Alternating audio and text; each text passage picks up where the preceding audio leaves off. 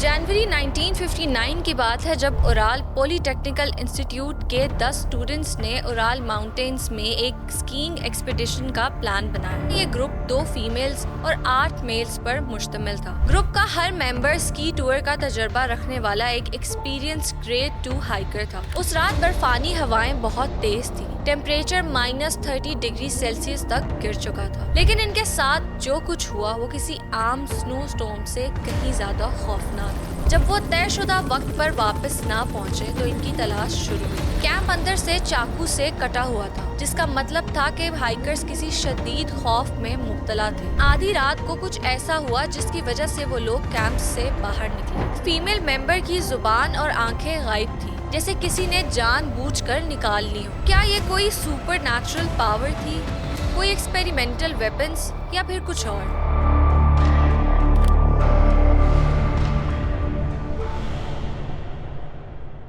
अस्सलाम वालेकुम everyone, you are watching the blue truth and I am Noorul Sahar. सर्दियों की यह बस्ता रात, बर्फ से ढकी पहाड़ों की चोटियां और एक एडवेंचरस ग्रुप जिसने वो सफ़र शुरू किया जो कभी मुकम्मल ना हो सका। ये कहानी है 1959 के फेमस ड्याटलोव पास इंसिडेंट की, जिसने पूरी दुनिया को हैरत में डाल दिया। ये एक ऐसी मिस्ट्री है जिस पर आज भी एक्सपर्ट्स रिसर्च कर रहे हैं और डिफरेंट थ्योरीज और स्टोरीज जन्म ले चुकी हैं। तो आइए वक्त के पहियों को पीछे घुमाते हैं और देखते हैं कि इस रात क्या हुआ था।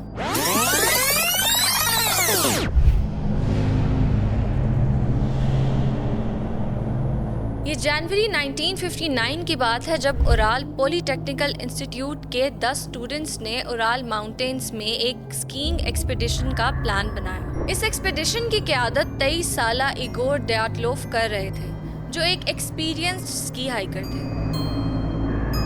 इस ग्रुप में इनके साथ 9 दूसरे साथी भी शामिल थे। इस तरह ये ग्रुप 2 फीमेल्स और 8 मेल्स पर मुश्तमिल था, जिनका मकसद कोलूट सयागिल या साइलेंट पीक, जिसे मकामी मानसी जुबान में मुर्दा पहाड़ भी कहते हैं, वहां तक पहुंचना था। ग्रुप का हर मेंबर स्की टूर का तजर्बा रखने वाला एक एक्सपीरियंस ग्रेड 2 हाइकर था और वापसी पर ग्रेड 3 का सर्टिफिकेशन हासिल करने वाला था।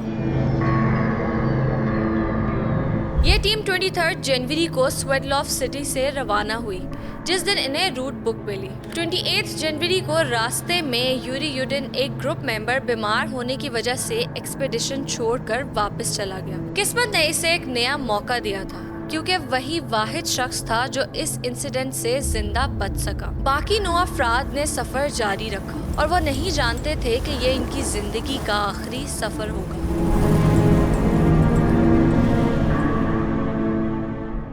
स्की हाइकर ग्रुप ने 31 जनवरी को पहाड़ों पर पड़ाव डाला। अगले दिन 1 फरवरी को उन्होंने कोलूट सयागिल नामी मुकाम पर कैंप्स लगाए, जो बाद में ड्याटलोव पास के नाम से मशहूर हुआ। उस रात बर्फानी हवाएं बहुत तेज थीं। टेम्परेचर -30 डिग्री सेल्सियस तक गिर चुका था, लेकिन इनके साथ जो कुछ हुआ वो किसी आम स्नो स्टॉर्म से कहीं ज्यादा खौफनाक था। जब वो तयशुदा वक्त पर वापस ना पहुंचे तो इनकी तलाश शुरू हुई।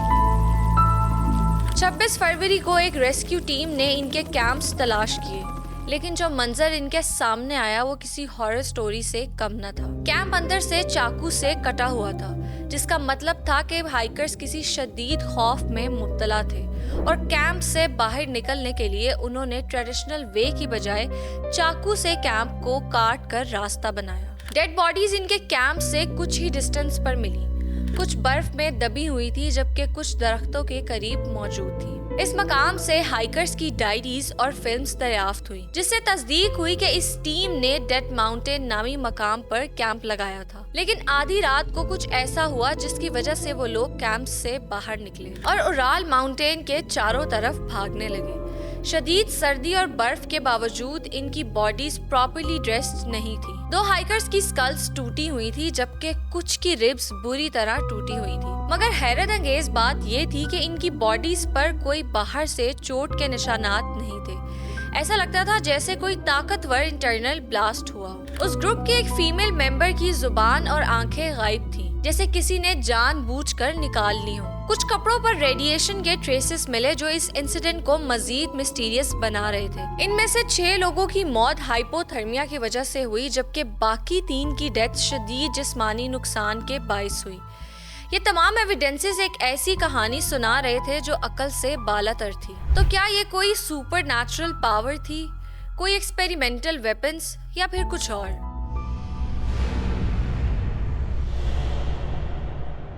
इस इंसिडेंट के बाद कई कॉन्स्पिरेसी थ्योरीज सामने आई और इन्वेस्टिगेशंस की गई। कुछ एक्सपर्ट्स का कहना था कि ये एक स्मॉल स्केल एवलांश यानी छोटा बर्फानी तोदा गिरा होगा, जिसकी वजह से हाइकर्स खेमे से बाहर निकलने पर मजबूर हुए और शदीद सर्दी में हाइपोथर्मिया का शिकार हो गए। लेकिन इस थ्योरी की बड़ी कमजोरी ये थी कि इस साइट पर किसी एवलांश के साइंस नहीं मिले।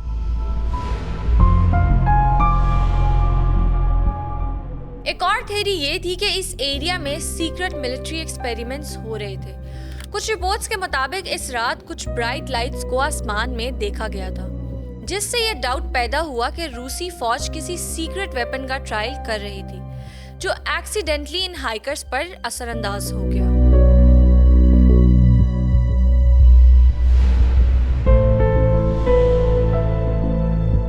कुछ कॉन्स्पिरेसी थ्योरीज के सपोर्टर्स का कहना है कि हाइकर्स किसी एलियन अटैक का शिकार हुए।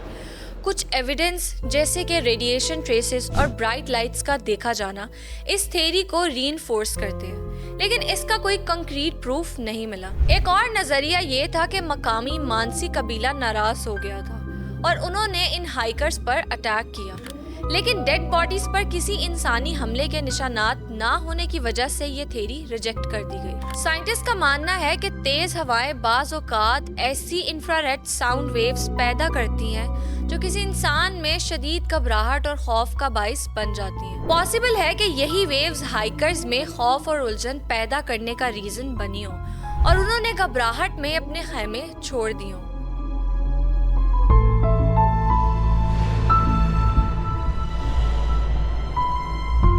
1959 में इस इंसिडेंट की ऑफिशियल इन्वेस्टिगेशन का रिजल्ट ये निकला कि स्की हाइकर ग्रुप की डेथ अननोन नेचुरल फोर्सेस की वजह से हुई। ये एक कंफ्यूजिंग एंड एम्बिगुअस रिजल्ट था जिससे मजीद क्वेश्चंस अराइज होते हैं। 2019 में रशियन गवर्नमेंट ने दोबारा इन्वेस्टिगेशंस की और कंक्लूजन ये निकला कि एवलांश और सिवियर वेदर इनकी मौत का सबब बना, लेकिन इस एक्सप्लेनेशन ने भी सबको सेटिस्फाई नहीं किया। डायटलोव पास इंसिडेंट आज भी दुनिया की सबसे बड़ी अनरिजॉल्व्ड मिस्ट्रीज में शामिल है। बहुत सी बुक्स, फिल्म्स और इन्वेस्टिगेटिव रिपोर्ट्स इस पर लिखी जा चुकी हैं, लेकिन कोई भी इस मिस्ट्री को मुकम्मल तौर पर सॉल्व नहीं कर सका। शायद ये सच हमेशा बर्फ की गहराई में दफन ही रहेगा।